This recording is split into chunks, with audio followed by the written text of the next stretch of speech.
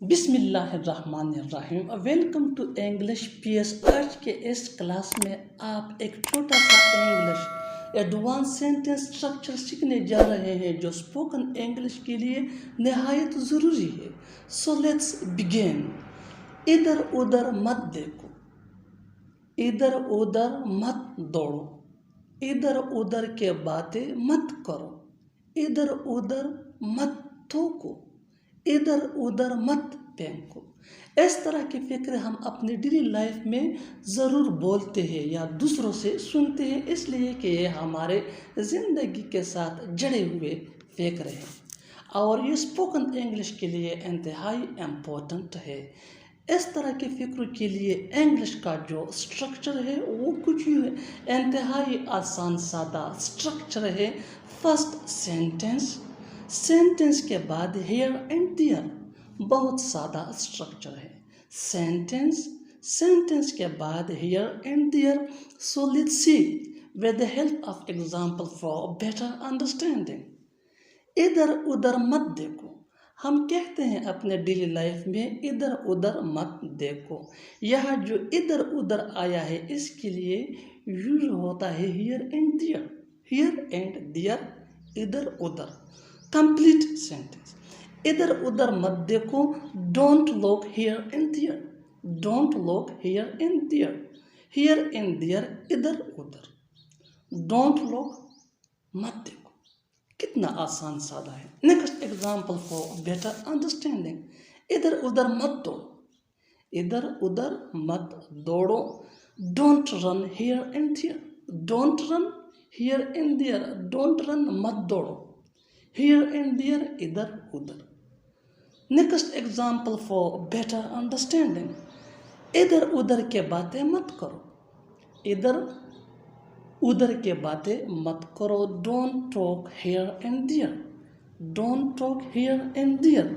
इधर उधर मत टोको, इधर उधर मत टोको। Don't spit here and there, don't spit here and there. इधर उधर मत फेंको, इधर उधर मत फेंको।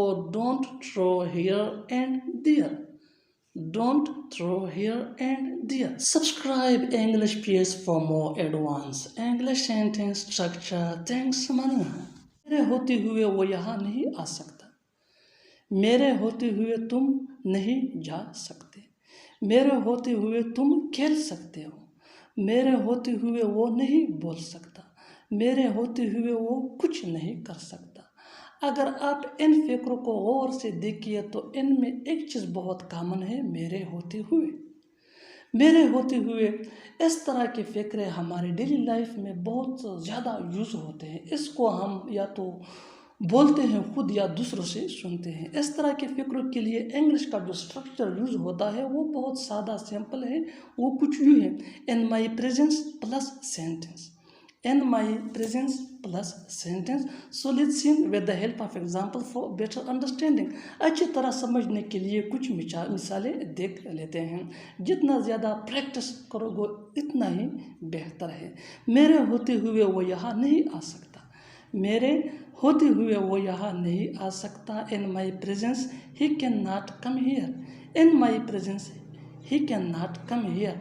मेरे होते हुए के लिए यूज़ हुआ है इन माई प्रेजेंस, और ये ही कैन नॉट कम हियर, ये हमारा सेंटेंस है। Next example for better understanding. अच्छी तरह समझने के लिए एक और मिसाल लेते हैं। जितना ज़्यादा प्रैक्टिस करोगे उतना ही आपके लिए बेहतर है, उतना ही जल्दी सीख जाओगे। नेक्स्ट एग्जाम्पल है, मेरे होते हुए तुम नहीं जा सकते, मेरे होते हुए तुम नहीं जा सकते। In my presence you can not go, in my presence you can not go. Next example for better understanding. अच्छी तरह समझने के लिए एक और मिसाल ले लेते हैं। मेरे होते हुए तुम खेल सकते हो, मेरे होते हुए तुम खेल सकते हो। In my presence you can play, in my presence you can play. Next example, मेरे होते हुए तुम नहीं बोल सकते, मेरे होते हुए तुम नहीं बोल सकते। In my presence you can not speak, in my presence you can not speak. Next example for better understanding, अच्छी तरह समझने के लिए एक और मिसाल ले लेते हैं। जितना ज़्यादा हम प्रैक्टिस करेंगे उतना ही हमारे लिए बेहतर है। मेरे होते हुए वो कुछ नहीं कर सकता, मेरे होते हुए वो कुछ नहीं कर सकता। In my presence he can do nothing, in my presence he can do nothing. और आखिर में ये फिक्र आपके लिए, इसको ट्रांसलेट करके कमेंट बॉक्स में ज़रूर लिखना। देखते हैं कि कितने लोग इसको दुरुस्त करते हैं। मेरे होते हुए तुम बाहर नहीं जा सकते, मेरे होते हुए तुम बाहर नहीं जा सकते। और साथ इंग्लिश पे सब्सक्राइब करें। Thanks ma'am.